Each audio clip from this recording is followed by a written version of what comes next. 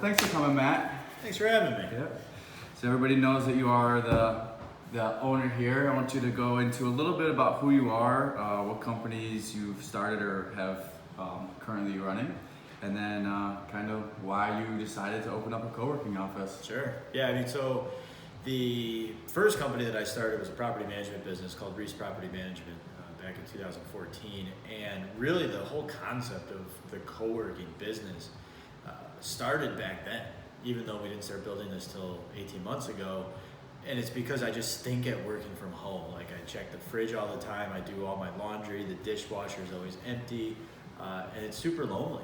And what I found was having that community or having that spot to go, it increases your level of productivity so much. Getting out, meeting people, even if it's, maybe the opportunity to meet your next website person or accountant or marketing person, the opportunity to meet people that you're going to do business with. But even if that's not the case, just talking with people and sharing experiences, it gets you in that work zone. I kind of look at it very similar to a gym. I have bought probably 3 different sets of home gym equipment, and I never use any of it because when I'm at home, I'm at home. But when I go to the gym, then I know that I'm there to work and I work out. That's what I'm there for. And co-working to me is very similar. When you get to the office or when you get to your place of work, you know what you're there to do, and your brain can kind of turn on and start doing that thing. But when you're working from home, it's really tough to flip that switch. So that was really the precipice of the idea. Laced in there, I also I started an automotive shop, which I still run today. So I guess I get the serial entrepreneur tag, but that's not a badge I wear heavily because I think there's a lot of benefit to focusing on less things, and I tend not to have that ability. But this current business really is trying to tie a lot of the pieces together of what I've learned in some of the other adventures and just try to make a cool spot where people can do work, really. Yeah. Kind of gave a little bit of into like the founding story and like why you decided to choose co-working, tying into the other companies and kind of where you came from. But, where do you see yourself, beyond co-work in the next 5 to 10 years? Sure. So the co-working business specifically, I think is just a cool business. Like getting a bunch of entrepreneurs in the same building together to learn different ideas. We really want to take this idea, if it's successful in this one location where we are today, we really want to become like the Walgreens of the co-working business. We want to have anywhere from 6 to 10 probably locations around the greater Milwaukee area, where now we can have these small different hubs. So a lot of people in the co-working business do these 10, 20, 30,000 square foot buildings. We always want ours to be kind of that 5 to 8,000 square feet. So it's a little bit more approachable, easy in and out, easy parking, and then easy access to local communities, neighborhoods, those types of things. So as long as that, this one works, that's the hope of where we're going to be taking that business. And then currently, one of my projects besides getting the co-working business off the ground is I am working on creating a small holding company. So we're going to start investing in small businesses. So, a lot of the folks that are using spaces like this, sometimes they get to the point where they don't want to do it anymore. They just can't get past that ceiling of growth. Those types of businesses, and then all the way to there's something like 70% of business owners surveyed several years ago are going to retire in the next 10 years. So we're trying to identify what those businesses are, figure out what the niches and the areas of expertise that we can bring to them, and then how we can provide some legacy opportunities for transitioning those business owners out and then taking over those businesses.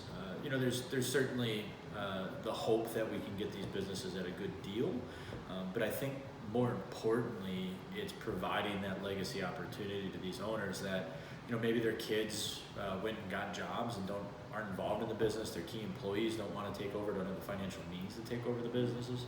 So you're talking about just a ton of solid businesses that aren't going to be bought by private equity firms, that aren't a build to sell play. They're just a buy and continue to maintain and just own really, really good, blue collar service based businesses is kind of where we're targeting. So yeah, that's going to be the next 5 years, and then we'll see. That could blow up in my face, or it could be wildly successful. If we get to 10 locations in Milwaukee with the co-working business, maybe we take that to a regional aspect. So I think as things progress, pivoting and taking information as it is and deciding what to do at that point is one of my strengths, and figuring out what that looks like. Next time we sit down and do one of these, we'll see if that's still the case. I don't know. Right, a little before and after, definitely. Right. How do you think working at a co-working facility will help you get to those those goals?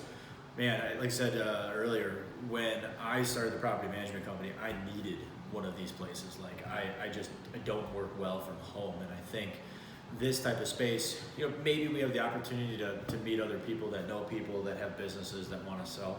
So maybe there's an aspect of acquisition strategy as one of our sales funnels for a place like this. But for me, really, one of the reasons that I was really interested in the co-working idea is I've learned enough and I've screwed enough things up that if I can provide some value to other people, so now I can start becoming maybe that person that people ask questions to of say, hey, what should I do? Should I hire an attorney to incorporate my business for $600? Like, no, that takes 30 minutes and it's $150. Just do it online.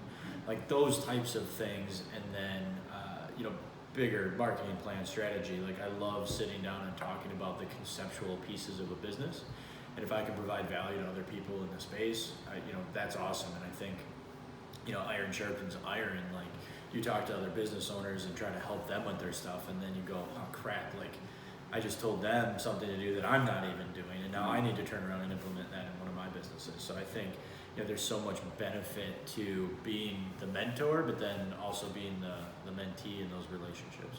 Right. Yeah, that whole community definitely helps kind of shine a magnifying glass on areas where you can help others, and then areas where you can improve yourself. So super much, yeah. Thinking about all of your recent success, you obviously have had some struggles. So in your journey, what was one of your biggest obstacles that you've been faced with that you had to overcome?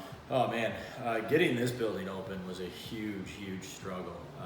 It was, I joke, it's a 9-month construction project that we were able to get done in just over 2 years. So it was the staircase, can't see it on the camera, but we rebuilt that staircase 3 times. We went wildly over budget. So I think we just landed short of doubling our original budget. All the way even like the finish stuff. The flooring guys were installing the floor, it was the wrong floor.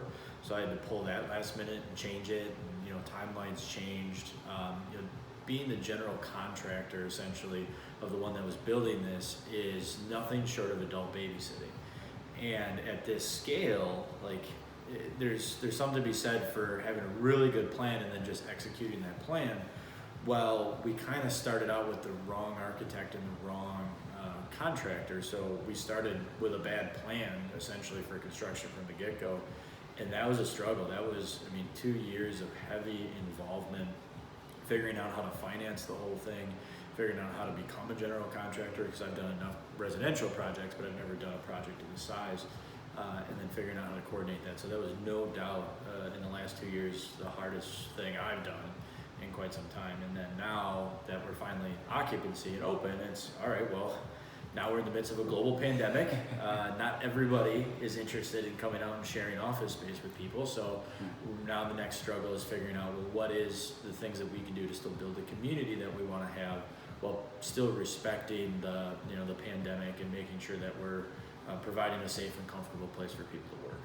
And that's, we'll writing still on the wall for that one. We'll see if we're successful at that. Ask, why did you choose this location? What about West Allis? What about downtown really stuck out to you? Yeah, so we got a lot of help from the city. I think West Allis gets a kind of a bad rap when it comes to development and construction, and I think the folks at the city did a good job of helping massage the things that needed massage. We were able to grab some grant money that helped out with redoing the facade. So I think there was a lot of benefits to the working relationship of kind of that small big city. You can walk over to City Hall and talk to the people that you need to talk to, which is a huge benefit. We really like the area it's a walkable downtown area. Like from 2-3 blocks, you can get to 4 different restaurants that are nice, high quality restaurants, great food. We're just off of I-94, so you can get anywhere in town from 10-15 minutes from here. And it's retail frontage with parking. One of the things we found when we went to a lot of other co-working spots was it was hard to get to, it's hard to park, it's hard to find them. They're always occupy these weird parts of old buildings, and if you are a traveling entrepreneur, certainly in and out accessibility is important to you. You don't want to spend a bunch of time trying to find a place, or if you have a meeting or something, having your attendees not be able to find the place. So we really wanted a spot that had that retail frontage, but it also had that easy parking, which this spot does. We have something like 32 free parking spots behind us that our members can use, which is, in my opinion, a huge benefit. So yeah, centrally located. That was the other big one. Just you're right 5 minutes off the freeway, so you can get literally anywhere in town in 15 minutes from here. Right. Yeah. Awesome. So we're gonna move to my favorite section. We're gonna call this the Funny Five. Okay. First one is a little more serious, but what is your favorite business book or business podcast? Man, there's so many of them. I think that, I've heard this question before on different things that I listen to, and it's like there isn't a wrong answer, right? No. Like there's hundreds of business books. They're all great. So I just recently listened to the first season of the podcast called Startup. It's about Gimlet Media, and it walks you through literally the process of starting up a business. So in the beginning, like he's talking to his wife about what shoes to wear to go pitch a billionaire on his idea for an investment. And that vulnerability that he had to put everything in recording and just show it out to the world, I think is amazing. He recorded and then played his equity negotiation with his now partner.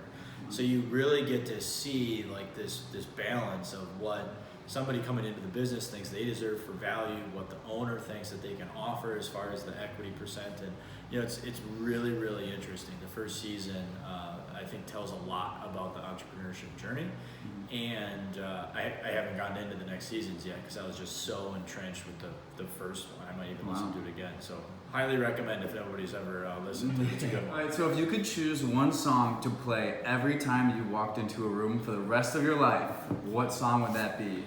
Man, I'm not. I should know this because I was a baseball player for a long time. So like the entry song, the walk-in song is so important. The only one that comes to mind initially is Steve Miller Band, and I can't even think of the name of the song, but there's part of it where it's like the gangster of love is Maurice, because my last name is Maurice. So when I played football in high school, one of my coaches would always sing that every time I would be around. So like, I think in homage to that coach, I'd have to do that one. Okay. Yeah, no, that's a good one. It's on the tip of my tongue too, but I can't remember what it's called. The Joker. The Joker. All right, now if you were a professional athlete, what sport would you play and why would you play that sport? Like, does it have to be something that I actually think I could play, or it could be anything? We'll go with anything. Anything. So my gut reaction was to say baseball because I think, from just an enjoyment standpoint, I like baseball. But then, like, I don't know, maybe like billiards or be like a NASCAR driver or something, maybe more a little bit exciting. That would be interesting to me because I've never done it. But I guess I'll go with baseball. Baseball would be a good one. Okay. Did you play that one when you were growing up? Yep. Played baseball all the way through high school. Was a pitcher, and then I ended up being the shortstop in high school, and then I wasn't. I didn't go to college. I kind of skipped that route. I maybe would have been good enough to be playing in college. I don't know. Definitely wasn't pro. All right. So this is the last question. It is one of my favorites. So what is your biggest splurge? And a splurge is just something you bought and you didn't plan for and you overspent. Sure. So I don't know if I did overspend. So my answer would be, actually it's ringing right now, ironically, is my Apple Watch. And specifically, the reason that I like it is because especially nowadays, you're so tied to your phone and there's so many distractions. You can go through Facebook, LinkedIn, Instagram, whatever. So I had an Apple Watch for a while and it was basically like a fancy pedometer, but this one, we got the data, cellular data. So it's kind of like a dumb phone, right? So part of the issue is when you have wife, you have kids, if you're gonna leave your phone in your car and go do something for a couple hours, you're kind of at risk if there is something going on. So this allows me to throw the distractions in the car and go for a walk or a bike ride or something. I can still listen to a podcast if I want to, and then people can text and call me. but I don't have the ability to dive into all the distractions that I otherwise would. So it really helps give me some thinking time without the distractions, which has been like the amount of money you pay for a watch is kind of crazy to me. Like, right. So, like from a pure finance standpoint, I don't know if I'd recommend it from everybody, but I think it's definitely proven its worth and value. Yeah. Well, that's all we have here today. Okay, Greatly cool. appreciate you coming and appreciate you having us. Will do. Appreciate it.